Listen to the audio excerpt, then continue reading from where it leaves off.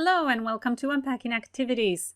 The activity we're going to unpack today is actually a practice more than an activity, and that is to have students read out loud in the classroom. And there are two possible variations. One is the round robin style, where each student reads one sentence, one line, one part of the dialogue, and then the next person goes, and then the next person, and so forth. And then the other option is to do choral reading, where all learners read out loud at the same time. What are some positive aspects of this practice? So the main reason why language teachers use reading out loud is to focus on pronunciation or pronunciation practice. But I say that with trepidation because I don't like the idea of separating pronunciation from expressing meaning. And in this case, if you're just reading a sentence, a word, a paragraph, you're not expressing meaning. You could do that without understanding what you're saying. Now, you could say that when learners are reading out loud, they're paying closer attention to each word in the text. And perhaps that's a good thing because they have to notice some of those little words that sometimes go unnoticed. And that's why reading out loud is actually an editing or proofreading technique. But the potential pitfalls with this activity to me outweigh any potential benefits. And the biggest drawback is that there is little to no attention to meaning. If the entire activity is taking turns reading a dialogue, you can do that without actually understanding what you're saying, as long as you know how to pronounce the words. And a related issue, as we saw in another episode, reading out loud can actually make it harder for them to understand what they're reading. It has a negative impact on comprehension. Another potential pitfall that is equally important to consider is how anxiety-inducing it can be to read in front of others.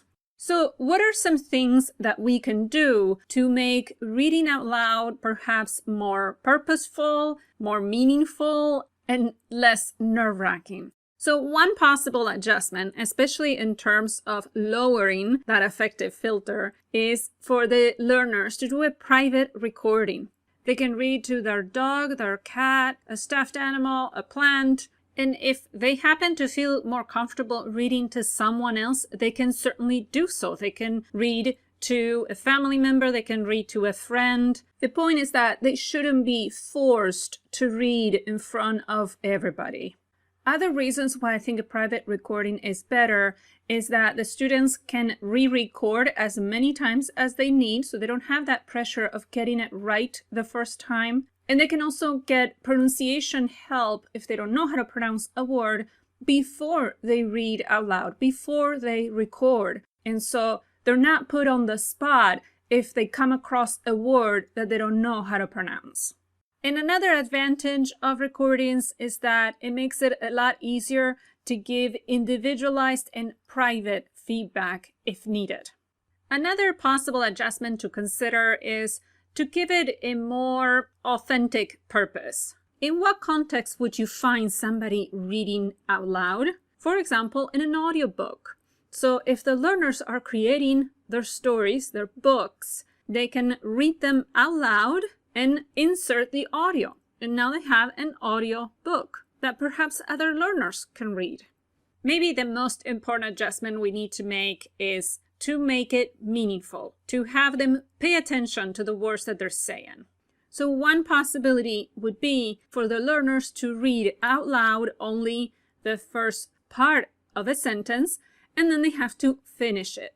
For example, if they see written down this sentence starter, if I were a teacher, they read it out loud and then they finish the sentence in any way that expresses whatever the learners want to express. So they could say, if I were a teacher, I would not assign homework. And I would still do that as a recording activity, so they're not reading out loud in front of everybody. All in all, I'm not a big fan of reading out loud. I feel like it has more drawbacks than positive aspects, so I actually don't do a whole lot of reading out loud in any of my classes. But if you feel strongly about including some kind of reading out loud in your classes, then hopefully this video gave you some food for thought about things to keep in mind.